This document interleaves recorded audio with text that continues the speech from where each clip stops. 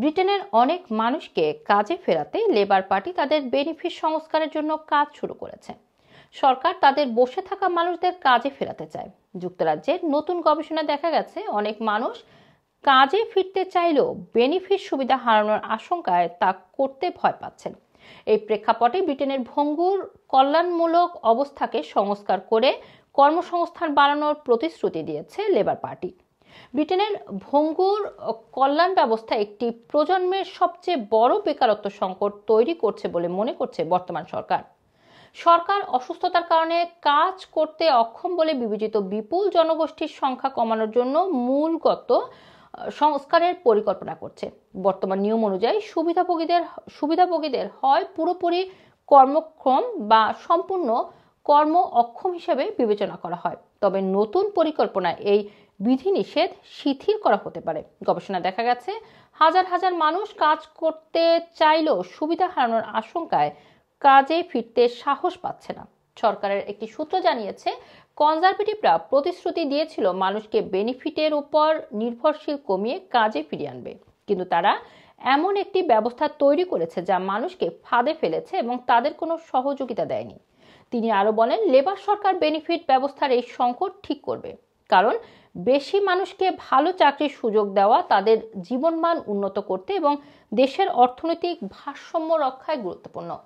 বর্তমান ব্যবস্থায় যারা সম্পূর্ণ কর্মক্ষম নয় বলে বিবেচিত হয় তারা তুলনামূলকভাবে বেশি সুবিধা পান। সম্পূর্ণ কর্মক্ষম নয় এমন সুবিধাভোগীরা প্রতি মাসে 416 পাউন্ড অতিরিক্ত পান। যাদের কিছুটা কাজ করার সামর্থ্য রয়েছে তারা আগে 156 পাউন্ড অতিরিক্ত পেতেন, তবে 2017 সালে নতুন সুবিধাভোগীদের জন্য এটি বাতিল করা হয়।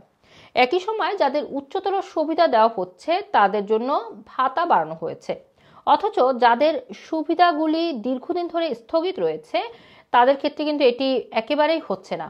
এই দুই কারণে আরও বেশি মানুষ পুরোপুরি কর্মক্ষম নয় বলে ঘোষণা দেওয়ার চেষ্টা করছেন বলে সরকারের ধারণা। ফলে তারা কাজে ফেরার যথেষ্ট সুযোগ পাচ্ছেন না। কল্যাণমূলক ব্যবস্থা পরিবর্তন কিভাবে আসতে পারে তা নিয়ে লেবার সরকার বিভিন্ন পরিকল্পনা করছে। অক্ষমতা নির্ধারণ পদ্ধতি ওয়ার্ক ক্যাপাবিলিটি অ্যাসেসমেন্ট বাতিল করা হতে পারে। সুবিধাভোগীদের সাথে সরাসরি যোগাযোগ বাড়ানো হবে, কারণ গবেষণা দেখা গেছে সাধারণত কর্ম পরামর্শক ওয়ার্ক কোচ এর সঙ্গে আলোচনাও ইতিবাচক প্রভাব ফেলতে পারে। দীর্ঘমেয়াদী পর্যালোচনা এবং সংস্কার চালু করা হবে। সরকারের গবেষণায় উঠে এসেছে 2019 সাল থেকে উচ্চতর স্বাস্থ্য সংক্রান্ত সুবিধার জন্য আবেদনকারীর সংখ্যা 5 লাখের বেশি বৃদ্ধি পেয়েছে।